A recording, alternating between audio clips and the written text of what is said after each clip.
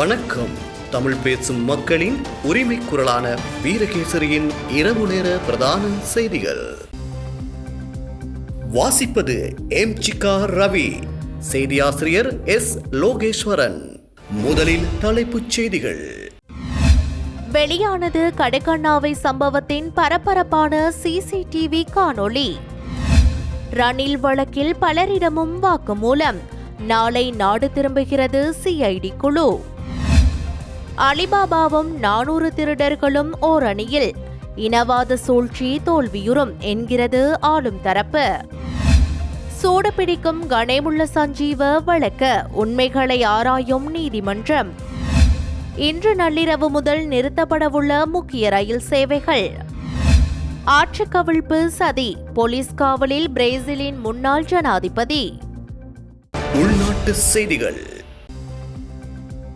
முன்னாள் ஜனாதிபதி ரணில் விக்ரமசிங்க தனது மனைவியின் பட்டமளிப்பு விழாவில் கலந்து கொள்வதற்காக பிரித்தானியா பல்கலைக்கழகத்துக்கு விஜயம் செய்தபோது 16.6 மில்லியன் ரூபாய் அரச நிதியை முறைகேடாக பயன்படுத்தியதாக கூறப்படும் விவகாரம் தொடர்பில் குற்றப்புலனாய்வு திணைக்களம் விசாரணைகளை தீவிரப்படுத்தியுள்ளது. இதுவரை பலரிடம் வாக்குமூலங்கள் பதிவு செய்யப்பட்டுள்ளதுடன் விசாரணையின் ஒரு பகுதியாக பிரித்தானியாவில் தற்போதுள்ள போலீஸ் குழு லண்டனில் உள்ள இலங்கை உயர்ஸ்தானிகர் ஆலயத்தின் 4 ஊழியர்களிடமும் இந்த வாரம் வாக்குமூலங்களை பதிவு செய்துள்ளது. குறித்த விசாரணைகளின் ஒரு பகுதியாக முன்னாள் ஜனாதிபதி ரணில் விக்ரமசிங்கவின் இங்கிலாந்து பயணம் தொடர்பில் அப்போதைய உயர்ஸ்தானிகர் சரோஜா சிறிசேனவை உயர்ஸ்தானிகருக்கு வரவழைத்து பல மணி நேரம் விசாரணை மேற்கொள்ளப்பட்டு வாக்குமூலம் பெறப்பட்டுள்ளதாக தெரிவிக்கப்படுகின்றது.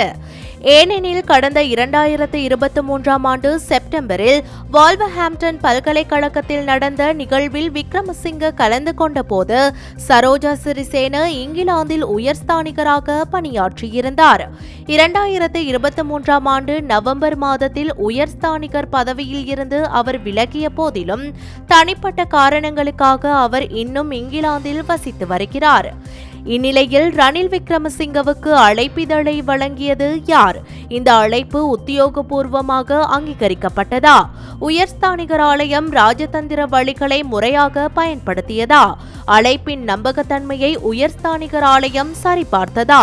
இந்த வருகை ஒரு உத்தியோகபூர்வ வருகையாக மற்றும் ஜனாதிபதி இங்கிலாந்து வந்ததிலிருந்து அவர் புறப்படும் வரை உயர்ஸ்தானிகர் ஆலயம் என்ன சேவைகளை வழங்கியது என்பது தொடர்பில் குற்றப்புலனாய்வு பிரிவினரின் விசாரணைகளில் முக்கிய அவதானம் செலுத்தப்பட்டுள்ளது.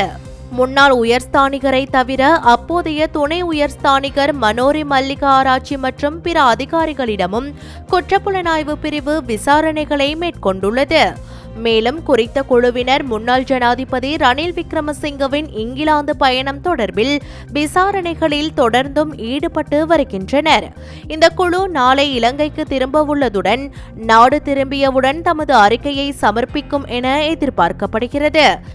இதற்கிடையில் முன்னாள் ஜனாதிபதி சார்பில் ஜனாதிபதி சட்டத்தரணிகள் அடங்கிய குழு ஒன்று சட்டமா அதிபர் பாரிந்த ரணசிங்கவை சந்தித்து தமது சேவை பெறுநர் மீதான விசாரணையின் முன்னேற்றம் குறித்து விசாரித்துள்ளது.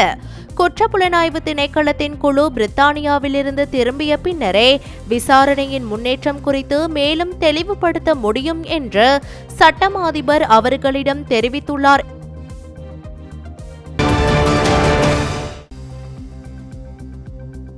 ஆறு பேர் உயிரிழப்பதற்கு காரணமான பஹல கடுக்கண்ணாவ கனேதென்ன பகுதியில் ஏற்பட்ட மண் சரிவு தொடர்பான சிசிடிவி காணொளி வெளியாகியுள்ளது.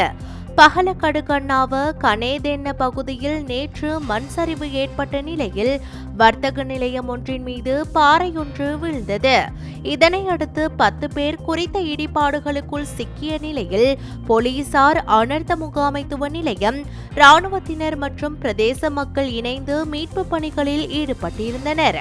இதன்போது 6 பேர் உயிரிழந்த நிலையில் மீட்கப்பட்டதுடன் 4 பேர் காயமடைந்த நிலையில் மீட்கப்பட்டு வைத்தியசாலையில் அனுமதிக்கப்பட்டுள்ளனர். மண் சரிவு ஏற்பட்ட போது காலை உணவுக்காக வந்த 7 பேர் உட்பட மொத்தம் 10 பேர் உணவகத்தில் இருந்துள்ளனர் என போலீஸ் விசாரணைகளில் தெரிய வந்துள்ளது. அனர்த்தம் ஏற்பட்ட போது வர்த்தக நிலையத்தின் உரிமையாளர் அவசர தேவைக்காக வெளியில் சென்றிருந்ததாக தெரிவிக்கப்படுகிறது. இந்த உணவகத்தின் உரிமையாளர் 40 வயதான குழந்தைவேல் ரகுநாதன் சசிதரன் ஆவார். இந்த அனர்த்தத்தில் மனைவியான நிஷாந்தனி கருணாகரன் மற்றும் மனைவியின் தந்தை ராசலிங்கம் கருணாகரன் ஆகியோர் உயிரிழந்துள்ளனர். சசிதரனின் தாயார் காயங்களுடன் சிகிச்சைக்காக மாவநில வைத்தியசாலையில் அனுமதிக்கப்பட்டுள்ளார். எனினும் வர்த்தக நிலையத்தின் உரிமையாளரும் அவரது 2 பிள்ளைகளும் உயிர் தப்பியுள்ளனர். மண்மேட்டுக்குள் சிக்கியவர்களை மீட்பதற்காக சுமார் 20 மணி நேரம் மீட்பு நடவடிக்கையை மேற்கொண்டனர் என்பதும் குறிப்பிடத்தக்கது. இதேவேளை சீரற்ற காலநிலையால் ஏற்பட்ட அனர்த்தங்களினால் உயிரிழந்தவர்களின் எண்ணிக்கை 9 அதிகரித்துள்ளதாக அனர்த்த முகாமைத்துவ நிலையம் தெரிவித்துள்ளது. இதுகுறித்து அனர்த்த முகாமைத்துவ மத்திய நிலையத்தின் பணிப்பாளர் பிரதீப் கொட்டிப்பிலி தெரிவிக்கையில், தொடரும் மழையுடனான வானிலை காரணமாக பல பிரதேசங்களில் வீதிகள் நீரில் மூழ்கியுள்ளதாகவும் சில இடங்களில் வீதிகளில் கற்பாறைகள் சரிந்து வீழ்ந்த சம்பவங்களும் பதிவாகியுள்ளதாகவும் அவர் தெரிவித்தார். இதனிடையே 10 மாவட்டங்களுக்கு விடுக்கப்பட்டிருந்த மண் சரிவு அபாய எச்சரிக்கை மேலும் நீடிக்கப்பட்டுள்ளதாக தேசிய கட்டிட ஆராய்ச்சி நிறுவனம் தெரிவித்துள்ளது. கண்டி, பதுளை, கொழும்பு, காலி, ஹம்பாந்தோட்டை, களுத்துறை, கேகாலை, மாத்தறை, நுவரெலியா மற்றும் ரத்தினபுரி ஆகிய மாவட்டங்களுக்கே இவ்வாறு மண்சரிவு அபாய முன்னெச்சரிக்கை விடுக்கப்பட்டுள்ளது. அண்மையில் ஐக்கிய தேசிய கட்சி மற்றும் ஸ்ரீலங்கா பொதுஜன பெரமுன கட்சிகளின் தலைவர்கள் பங்கு பற்றிய கூட்டணி தொடர்பில் தேசிய மக்கள் சக்தி தரப்பு அலிபாபாவும் 400 திருடர்களும் என்று கடுமையாக விமர்சித்துள்ளது. கொழும்பில் இடம்பெற்ற நிகழ்வொன்றில் கலந்து கொண்டதன் பின்னர் ஊடகங்களுக்கு கருத்து தெரிவிக்கையில் பிரதி அமைச்சர் சுந்தரலிங்கம் பிரதீப் இந்த விமர்சனத்தை முன்வைத்தார். தமிழில் சொல்வார்கள் அலிபாபாவும் 40 திருடர்களும். அதை நாங்கள் சொல்லுவோம், அலிபாபாவும் 400 திருடர்களும் நேற்று மேடையில் இருந்தார்கள். அங்கே பாருங்கள், அந்த மேடையில் இருந்த எல்லோருக்கும் வழக்கு விசாரிக்கப்பட்டு எல்லோரும் சிறை சென்று வந்து இப்பொழுது வெளியே இருக்கிறவர்கள்.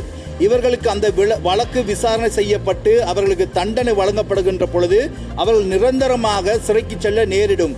அந்த பயத்தினால் நாட்டிலே மக்களுடைய இந்த ஒரு மாற்று கருத்தை உருவாக்குவதற்கு இந்த ஆட்சியை குழப்புவதாக நினைத்து அவர்கள் அந்த நேற்றைய கூட்டத்தை கூட்டினார்கள். இல்லை, உண்மையிலே இந்த ஐக்கிய தேசிய கட்சிக்காரர்களுக்கு செல்வதற்கு இடம் கிடையாது. ரணிலுக்கு தேவை சஜித். ஒரு காலமும் சஜித் பிரேமதாஸ் அவர்களை ஆட்சிக்கு வரவிடக்கூடாது. எனவே அந்த ஒரு சூழ்ச்சியிலே இன்று விரும்பாமையில் ஐக்கிய தேசிய கட்சிக்காரர்கள் மொட்டு கட்சியுடன் கூட்டு சேர்ந்திருக்கிறார்கள்.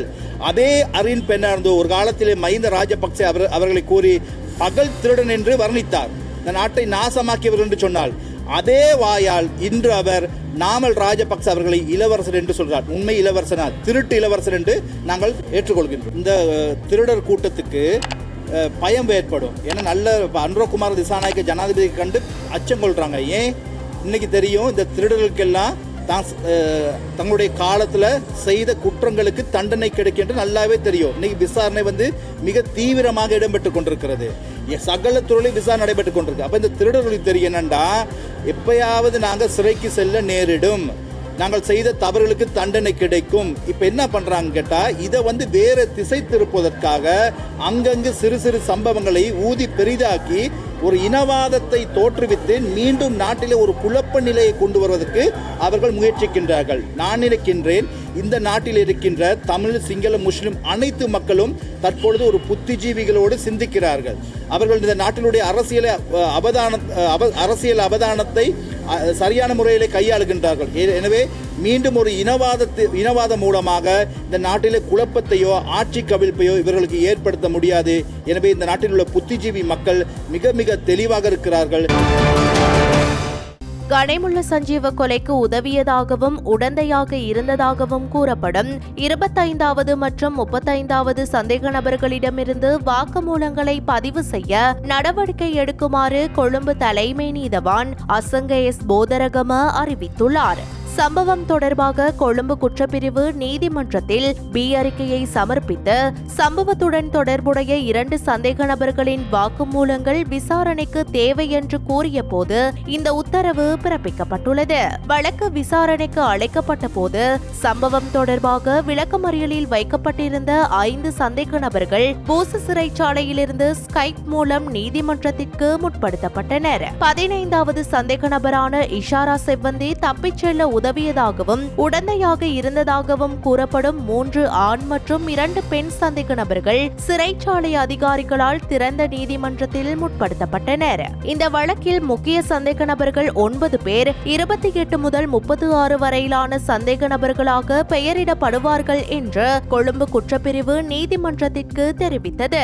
பெயரிடப்பட்ட 9 பேரில் 4 பேர் குற்றப்புலனாய்வுத்துறை மற்றும் கொழும்பு குற்றப்பிரிவு ஆகியோரால் தடுத்து வைக்கப்பட்டு விசாரிக்கப்படுவதாக விசாரணை அதிகாரிகள் நீதிமன்றத்திற்கு தெரிவித்தனர். பெயரிடப்பட்ட மற்ற 4 சந்தேக நபர்களும் கைது செய்யப்பட்டு நீதிமன்றத்தில் முற்படுத்தப்படுவார்கள் என்று விசாரணை அதிகாரிகள் நீதிமன்றத்திற்கு தெரிவித்தனர். இந்த வழக்கில் பெயரிடப்பட்ட 35வது சந்தேக நபர் பேலியகொட குற்றப்பிரிவால் நடத்தப்பட்ட மற்றொரு வழக்கு தொடர்பாக காவலில் வைக்கப்பட்டுள்ளதாக விசாரணை அதிகாரிகள் நீதிமன்றத்திற்கு தெரிவித்தனர். இதனால் சந்தேக நபரை அடுத்த நீதிமன்ற திகதியில் நீதிமன்றத்தில் முற்படுத்தவும் நீதிபதி உத்தரவிட்டார். சம்பவம் தொடர்பான 18வது மற்றும் 21வது சந்தேக நபர்கள் தற்போது பேலியகொட குற்றப்பிரிவு மற்றும் குற்றப்புலனாய்வு துறையின் காவலில் இருப்பதாக விசாரணை அதிகாரிகள் நீதிமன்றத்தில் அறிக்கை சமர்ப்பித்தனர். இந்த சம்பவத்தில் தொடர்புடைய மற்ற சந்தேக நபர்கள் குறித்து கோட்டை நீதவான் நீதிமன்றத்திற்கும் புதுக்கடை எண் 8 கூடுதல் நீதவான் நீதிமன்றத்திற்கும் அறிக்கை அளித்துள்ளதாக விசாரணை அதிகாரிகள் நீதிமன்றத்திற்கு தெரிவித்தனர். இந்த சம்பவம் தொடர்பாக விளக்கமறியலில் வைக்கப்பட்டுள்ள சந்தேக நபர்கள் மீதான குற்றவியல் குற்றச்சாட்டுகள் குறித்து நீதிமன்றத்திற்கு தனி அறிக்கை சமர்ப்பிக்க வேண்டும் என்ற நீதிமன்றத்தின் உத்தரவுக்கு இணங்க கொழும்பு குற்றப்பிரிவு அறிக்கைகளை சமர்ப்பித்தது. சம்பவம் தொடர்பாக சந்தேக நபர்கள் சார்பாக நீதிமன்றத்தில் முன்னிலையான சட்டத்தரணிகள் இஷாரா செவ்வந்திக்கு தங்குமிடம் வழங்கியதாக கூறப்படும் குழுவிற்கு பிணை வழங்க வேண்டும் என்று கூறினர். சந்தேக நபர்கள் மீது எந்த குற்றமும் சுமத்தப்படவில்லை என்று சட்டத்தரணிகள் தெரிவித்தனர். கொழும்பு குற்றப்பிரிவு சந்தேக நபர்களை ஐபிசி பிரிவு 190 கீழ் விளக்கமறியலில் வைத்துள்ளதாக சட்டத்தரணிகள் தெரிவித்தனர். சமர்ப்பிக்கப்பட்ட சாட்சியங்களை பரிசீலித்த நீதவான் சாட்சிய சுருக்க அறிக்கைகளை பரிசீலித்த பிறகு அடுத்த நீதிமன்ற திகதியில் பிணை விண்ணப்பத்தை பரிசீலிப்பதாக தெரிவித்தார். சம்பவம் தொடர்பான உண்மைகளை பரிசீலித்த நீதவான் நவம்பர் 5ஆம் திகதி விசாரணையை அழைக்க உத்தரவிட்டு அந்த திகதி வரை சந்தேக நபர்களை விளக்கமறியலில் வைக்க உத்தரவிட்டார். அனைத்து மத மற்றும் கலாசார அடையாளங்களையும் மதித்து இந்த நாட்டின் ஒவ்வொரு பிரஜைக்கும் சுதந்திரமாக வாழ வாய்ப்பை உறுதி செய்வதன் மூலம் இலங்கை எந்தவொரு இனவாத வலையிலும் சிக்குவதற்கு இடமளிக்கப்பட மாட்டாது என ஜனாதிபதி அனுரகுமார திசாநாயக்க வலியுறுத்தியுள்ளார். அதற்காக அரசாங்கம் முன்னெடுக்கும் வேலை திட்டத்திற்கு அனைவரும் ஆதரவளிக்குமாறும் அவர் அழைப்பு விடுத்துள்ளார். எதிர்க்கட்சியை பிரதிநிதித்துவப்படுத்தும் தமிழ் மற்றும் முஸ்லிம் கட்சிகளின் தலைவர்கள் பிரதிநிதிகளுடன் நேற்று பிற்பகல் ஜனாதிபதி அலுவலகத்தில் நடைபெற்ற சந்திப்பின் போதே ஜனாதிபதி இந்த கருத்துக்களை தெரிவித்தார். சமூகங்களுக்கிடையில் புரிந்துணர்வை ஏற்படுத்துவதன் மூலம் நல்லிணக்கத்துடன் கூடிய இலங்கையை உருவாக்கும் தொலைநோக்கு பார்வையுடன் அனைத்து சமூகங்களையும் ஒன்றிணைத்து இந்த ஆண்டு டிசம்பரில் கொண்டாட திட்டமிடப்பட்டுள்ள இலங்கை தின நிகழ்ச்சி திட்டங்கள் குறித்து விளக்கமளிக்கவும் கருத்துக்கள் மற்றும் பரிந்துரைகளை பெற்றுக்கொள்ளவும் இந்த சந்திப்பு ஏற்பாடு செய்யப்பட்டதாக ஜனாதிபதி ஊடக பிரிவு தெரிவித்துள்ளது. அனைத்து இன மக்களையும் ஒன்றிணைத்து இந்த கொண்டாட்டம் ஏற்பாடு செய்யப்படுவதை இந்த கலந்துரையாடல் கலந்து கொண்ட அனைத்து கட்சித் தலைவர்களும் பிரதிநிதிகளும் பாராட்டியதாக தெரிவிக்கப்பட்டுள்ளது. அத்துடன் ஜனாதிபதியின் வழிகாட்டுதலின் கீழ் செயல்படுத்தப்படும் போதைப் பொருள் அச்சுறுத்தலை தோற்கடிப்பதற்கான தேசிய செயற்பாடு மற்றும் தேசிய மத ஒற்றுமையை கட்டியெழுப்பும் வேலை திட்டம் ஆகியவற்றுக்கும் நிபந்தனையின்றி தாம் ஆதரவளிப்பதாகவும் அவர்கள் வலியுறுத்தியதாக தெரிவிக்கப்பட்டுள்ளது. மேலும் ஜனாதிபதி இனங்களுக்கான உரிமைகளின் சமத்துவத்தினை உறுதிப்படுத்தும் அதே வேளை இனமதவாதத்துக்கு எதிராக சிங்கப்பூரில் காணப்படும் சட்டங்களுக்கு இணையான சட்ட ஏற்பாடுகளை உள்நாட்டிலும் தயாரித்து தீவிரமான நடவடிக்கைகளை முன்னெடுக்க வேண்டும். அதற்கு முழுமையான ஒத்துழைப்புகளை நாங்கள் வழங்குவதற்கு தயாராக இருக்கின்றோம் என்று சிறுபான்மை கட்சிகளின் பிரதிநிதிகள் கூட்டாக தெரிவித்துள்ளனர். அத்துடன் சிறுபான்மையினர் செறிந்து வாழும் பகுதிகளில் மதங்களின் இனங்களின் பெயரால் கையகப்படுத்தப்பட்டுள்ள பகுதிகளை மீள உரியவர்களிடம் கையளிப்பதோடு சட்டவிரோதமாக நிர்மாணிக்கப்பட்டுள்ள கட்டடங்கள் அனைத்தையும் அகற்ற வேண்டும் என்றும் கோரிக்கை விடுத்தனர். மேலும் நீண்ட காலமாக சிறையில் வாடும் தமிழ் அரசியல் கைதிகள் அனைவரினது விடுதலையை உறுதிப்படுத்தும் அதேவேளை உடனடியாக இலங்கையர் தினத்திலாவது தமிழ் சிறை கைதி ஆனந்த சுதாகரனுக்கு பொது மன்னிப்பளித்து அவரை எஞ்சிய காலத்தை தனது பிள்ளைகளுடன் வாழ்வதற்கு வழி ஏற்படுத்த வேண்டும் என்றும் கோரிக்கை விடுத்துள்ளனர்.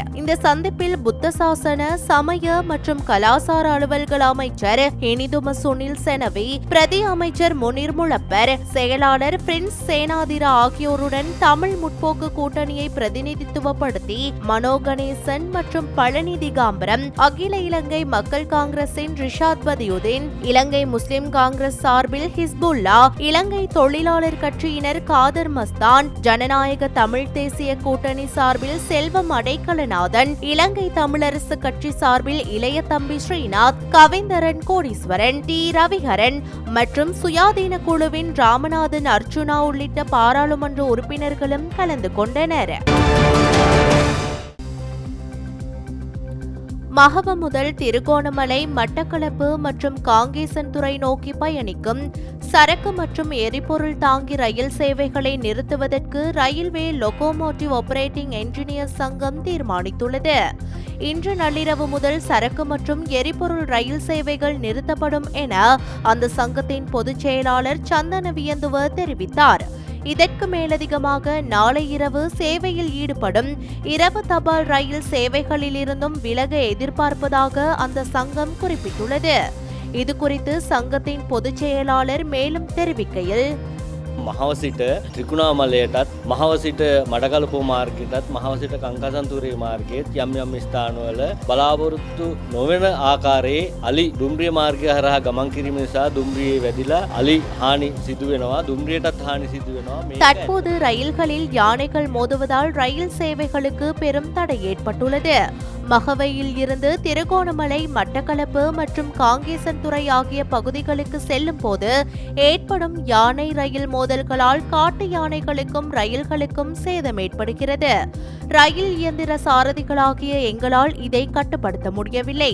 ரயிலை உடனடியாக நிறுத்துவதற்கான வாய்ப்பு இல்லாததால் இது ரயில் சாரதிகளுக்கு பெரும் சிக்கலாக உள்ளது. எனவே இந்த விபத்துகளுக்கு நாங்கள் பொறுப்பேற்க முடியாது. காட்டு விலங்குகள் ரயிலில் மோதுவதால் எதிர்காலத்தில் இப்பகுதிகளூடாக ரயில்களை இயக்க முடியாத நிலை உருவாகியுள்ளது. இது ஒரு பெரிய பிரச்சனையாகும். ஏனெனில் இதனால் ரயில் பயணிகள் உரிய நேரத்திற்கு பயணிக்க முடிவதில்லை என்றும் அவர் சுட்டிக்காட்டினார். எனவே இதற்கு உரிய தீர்வு அவசியம் எனவும் அவர் தெரிவித்தார். තෙල් ප්‍රවාහන දුම්රියන් නතර කිරීමට අපි තීරණය කරා. பூச அதிஉயர் பாதுகாப்பு சிறைச்சாலையில் இருந்து வழிநடத்தப்பட்ட போதைப்பொருள் கடத்தல் வலையமைப்பு பற்றிய தகவல்களை கிரிபத்கொட போலீசார் அம்பலப்படுத்தியுள்ளனர். போலீசாருக்கு கிடைத்த ரகசிய தகவலின் அடிப்படையில் கிரிபத்கொடவில் உள்ள ஒரு உணவகத்தில் ஹெரோயின் வைத்திருந்த தம்பதியினர் கைது செய்யப்பட்டனர். இந்த கைது விசாரணைகளின் மூலம் சிறைச்சாலையில் உள்ள அமல்ராஜ் என்பவரே தொலைபேசி மூலம் இந்த போதைப்பொருள் கடத்தலை இயக்கி வருகிறார் என்பது தெரியவந்தது. அமல்ராஜ் வாட்ஸ்அப் மூலமாக தனது சகாக்களுடன் தொடர்பில் இருந்துள்ளதை போலீசார் கண்டுபிடித்துள்ளனர். இதனையடுத்து கைது செய்யப்பட்ட அந்த பெண்ணை கொண்டே அமல்ராஜுக்கு தொலைபேசியில் அழைப்பு ஏற்படுத்தப்பட்டுள்ளது. அப்போது பெரிய சரக்கில் 25 கிராம் வேண்டும் என்று அந்த பெண் கேட்டபோது கொட்டஞ்சேனை பகுதிக்கு வந்து மீண்டும் அழைக்குமாறு அமல்ராஜ் அறிவுறுத்தியுள்ளார். இதனைத் தொடர்ந்து உளவுத்துறை அதிகாரி ஒருவர் அந்த தம்பதியினரையும் முச்சக்கர வண்டியில் அழைத்துக் கொண்டு கொட்டஞ்சேனைக்கு சென்றுள்ளார். அங்கு வைத்து மீண்டும் அமல்ராஜை தொடர்பு கொண்ட போது அவர்கள் தங்கியிருக்கும் இடம் மற்றும் முச்சக்கர வண்டி ஆகியவற்றின் புகைப்படங்களை வாட்ஸ்அப்பில் அனுப்புமாறு அமல்ராஜ் கோரியுள்ளார். அந்த புகைப்படங்களை அனுப்பிய பின்னர் அந்த இடத்திற்கு வந்த நபர் ஒருவர் குறித்த போதைப் பொருளை உளவுத்துறை அதிகாரியிடம் ஒப்படைத்துள்ளார். அதன்போது விரைந்து செயற்பட்ட போலீசார் அந்த ஹெரோயினுடன் சம்பந்தப்பட்ட நபரை உடனடியாக கைது செய்துள்ளனர். ஸ்டீவன் ராஜ் என அடையாளம் காணப்பட்ட அந்த நபரிடம் மேற்கொண்ட மேலதிக விசாரணைகளில் அவர் ஆட்டுப்பட்டி தெரு பகுதியில் வாடகைக்கு தங்கியிருந்த இடத்தில் இருந்து 600 கிராம் ஐஸ் போதைப் பொருள் மற்றும் 5400 வெளிநாட்டு சிகரெட்டுகளும் கண்டுபிடிக்கப்பட்டுள்ளன. அதே வீட்டில் இருந்து 68,000 ரூபாய் ரொக்கப்பணம் மற்றும் சில நாட்களுக்கு முன்னர் 4 லட்சம் ரூபாய் வைப்பிலிடப்பட்டதற்கான பற்றுச்சீட்டுகளையும் போலீசார் கைப்பற்றியுள்ளனர். இந்த கடத்தலில் ஈடுபட்ட மற்றொரு நபர் தலைமறைவாகியுள்ளதாகவும் அவரை தேடும் நடவடிக்கைகளுடன் மேலதிக விசாரணைகளும் தொடர்ந்து நடைபெற்று வருவதாகவும் போலீசார் தெரிவித்துள்ளனர். தெதுரு ஓயா மற்றும் அத்தனகலு ஓயாவை அண்மித்த பகுதிகளில் வெள்ளப்பெருக்கு ஏற்படும் அபாயம் காணப்படுவதாக நீர்ப்பாசன திணைக்களம் எச்சரிக்கை விடுத்துள்ளது. இது தொடர்பாக அந்த திணைக்களம் வெளியிட்டுள்ள அறிக்கையில் தெரிவிக்கப்பட்டுள்ளதாவது: தெதுரு ஓயாவின் மேல் மற்றும் மத்திய பகுதிகளில் பெய்த பலத்த மழை காரணமாக அதன் நீர்மட்டம் வெள்ளம் ஏற்படக்கூடிய மட்டத்தை நெருங்கியுள்ளதாக குறிப்பிடப்படுகின்றது. தற்போது தெதுரு ஓயா நீர்த்தேக்கத்தின் வான்கதவுகள் திறக்கப்பட்ட வினாடிக்கு 19,400 கன அடி என்ற வேகத்தில் நீர் வெளியேற்றப்பட்டு வருகிறது.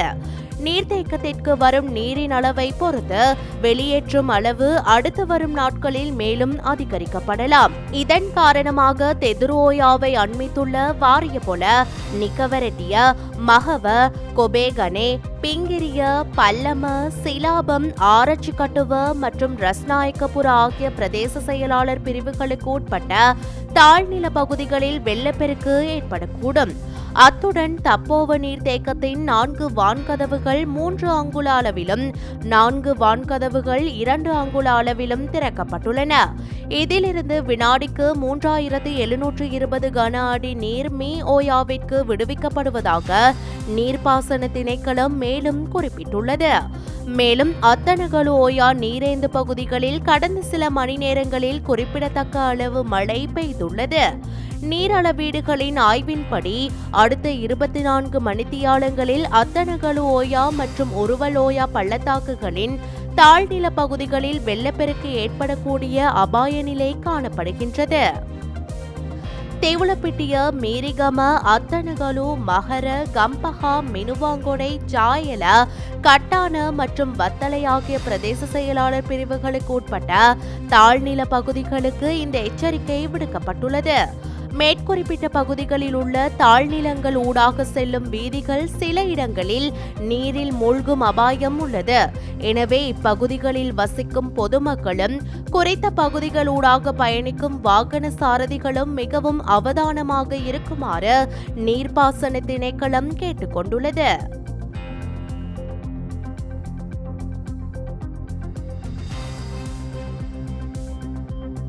வெளிநாட்டு செய்திகள். பிரேசிலின் முன்னாள் ஜனாதிபதி ஜெயிர் போல்சனாரோ போலீஸ் காவலில் வைக்கப்பட்டுள்ளார். முன்னதாக அவர் பல மாதங்களாக வீட்டுக் காவலில் வைக்கப்பட்டிருந்தார். ஆட்சி கவிழ்ப்புக்கு சதி செய்தார் என்ற குற்றச்சாட்டை எதிர்த்து அவர் நாட்டின் உயர்நீதிமன்றத்தில் மேன்முறையீட்டை செய்தார். எனினும் உயர்நீதிமன்ற நீதியரசர் முன்னாள் ஜனாதிபதியை தடுப்பு காவலில் வைக்க உத்தரவிட்டார். இந்த நிலையில் முன்னாள் ஜனாதிபதிக்கு சார்பாக பொருத்தமான மேல்முறையீடு ஒன்றை தாக்கல் செய்ய திட்டமிட்டுள்ளதாக போல்சனாரோவின் சட்டத்தரணிகள் தெரிவித்துள்ளனர். முன்னதாக அவர் அர்ஜென்டினா தூதரகத்தில் தஞ்சம் கோருவது குறித்து பரிசீலித்ததற்கான ஆதாரங்களையும் இந்த உத்தரவின் போது நீதியரசர் சுட்டிக்காட்டியுள்ளார். 2022ஆம் ஆண்டு ஜனாதிபதி தேர்தலில் இடதுசாரி லூயிஸ் இனாசியோ லூலா டா சில்வாவிடம் தோல்வியடைந்த பின்னர் ஆட்சி கவிழ்ப்பு சதி செய்ததற்காக வலதுசாரி முன்னாள் தலைவருக்கு செப்டம்பர் மாதம் 27 ஆண்டுகள் சிறை தண்டனை விதிக்கப்பட்டது. எனினும் அவர் மேன்முறையீட்டை இறுதி செய்தமையால் சிறை தண்டனைக்கு உட்படுத்தப்படவில்லை. வெளிநாட்டு செய்திகள். பிரேசிலின் பெலேமில் இடம்பெற்று வந்த COP30 ஐக்கிய நாடுகளின் காலநிலை உச்சி மாநாடு திடீரென இடைநிறுத்தப்பட்டுள்ளது. கொலம்பியா முன்வைத்த சர்ச்சைக்குரிய கருத்தை தொடர்ந்து COP30 ஜனாதிபதி ஆண்ட்ரே கொரியா டோ லாகோ பேச்சுவார்த்தைகளை இடைநிறுத்தியுள்ளதாக செய்திகள் வெளியாகியுள்ளன. அதன்படி அவர் தற்போது முக்கிய நாடுகளுடன் கலந்தாலோசிப்பதாகவும் குறித்த பேச்சுவார்த்தை முடிவடையாமல் மாநாடு இடைநிறுத்தப்படுவதற்கான அறிகுறி இருப்பதாகவும் கூறப்படுகின்றது. குறித்த உச்சி மாநாட்டில் 80க்கும் மேற்பட்ட நாடுகள் புதைப்படிவ எரிபொருட்களை விட்டு வெளியேறும் திட்டத்தை கோரியுள்ளன. இந்நிலையில் காலநிலை மாற்றத்திற்கு மிகப்பெரிய பங்களிப்பை வழங்கும் புதைப்படிவ எரிபொருட்களை பற்றிய எந்த குறிப்பையும் உள்ளடக்காத புதிய ஒப்பந்தத்தை பிரித்தானியா உள்ளிட்ட நாடுகளின் குழு நிராகரித்துள்ளது. 80க்கும் மேற்பட்ட நாடுகள் புதைப்படிவ எரிபொருட்களை முற்றிலுமாக கைவிடும் திட்டத்தை கோரியுள்ளன. ஒப்பந்தத்தின் முந்தைய உரையில் ஒரு கட்டத்தை அடைவதற்கான 3 சாத்தியமான வழிகள் இருந்தன. ஆனால் எண்ணெய் உற்பத்தி செய்யும் நாடுகளின் எதிர்ப்பை தொடர்ந்து அந்த முன்மொழிவு கைவிடப்பட்டுள்ளது. இது தொடர்பாக பிரித்தானியா இணைந்து கையொப்பமிட்ட ஒரு கடிதத்தில் தற்போதைய முன்மொழிவு எடுத்துக்கொள்ள அல்லது விட்டுவிட பரிசீலனையில் இருப்பது குறித்து நாங்கள் ஆழ்ந்த கவலையை வெளிப்படுத்துகிறோம் என குறிப்பிடப்பட்டுள்ளது. 2023ஆம் ஆண்டு துபாயில் நடந்த COP28 மாநாட்டில் உலக தலைவர்கள் பூமியை வெப்பமாக்கும் புதைப்படிவ எரிபொருட்களை எரிப்பதில் இருந்து விலகுவதற்கு ஒப்புக்கொண்டனர். பருவநிலை பேச்சுவார்த்தைகள் புதைப்படிவ எரிபொருட்களை பற்றி நேரடியாக விவாதித்தமை இதுவே முதல் முறை. ஆனால் அதை சாத்தியமாக்குவதற்கான ஒரு திட்டம் இன்னும் நிறைவேறவில்லை என சர்வதேச ஊடகங்கள் தகவல் பகிர்ந்துள்ளமை குறிப்பிடத்தக்கது. வெளிநாட்டு செய்திகள். காசாவை குறிவைத்து இஸ்ரேல் நடத்திய வான்வழி தாக்குதலில் 9 பேர் வரை கொல்லப்பட்டுள்ளனர். இந்நிலையில் இஸ்ரேலுக்கும் ஹமாஸுக்கும் இடையில் நீடித்த 5 வார போர் நிறுத்தம் தற்போது தகர்ந்துள்ளது. காசாவை குறிவைத்து இஸ்ரேல் நடத்திய வான்வழி தாக்குதலில் குறைந்தது 9 பேர் வரை கொல்லப்பட்டதாக காசாவின் உள்ளூர் சுகாதார அதிகாரிகள் தெரிவித்துள்ளனர். இதற்கிடையில் ஹமாஸ் போர் நிறுத்த ஒப்பந்தத்தை மீறியதாக இஸ்ரேல் குற்றம் சாட்டியுள்ளது. நிலைமை மோசமடைந்ததே காசாவில் நடந்த 3 வான்வழி தாக்குதல் என இஸ்ரேல் தரப்பால் தெரிவிக்கப்பட்டுள்ளது. மக்கள் தொகை அதிகமான ரெமால் பகுதியில் வாகனத்தை இலக்கு வைத்து இஸ்ரேல் நடத்திய தாக்குதலில் 5 பேர் உயிரிழந்ததுடன் பலர் காயமடைந்து இருப்பதாக உள்ளூர் சுகாதார வட்டாரங்கள் தகவல் பகிர்ந்துள்ளமை குறிப்பிடத்தக்கது. இன்றைய நாணய மாற்று விகிதம்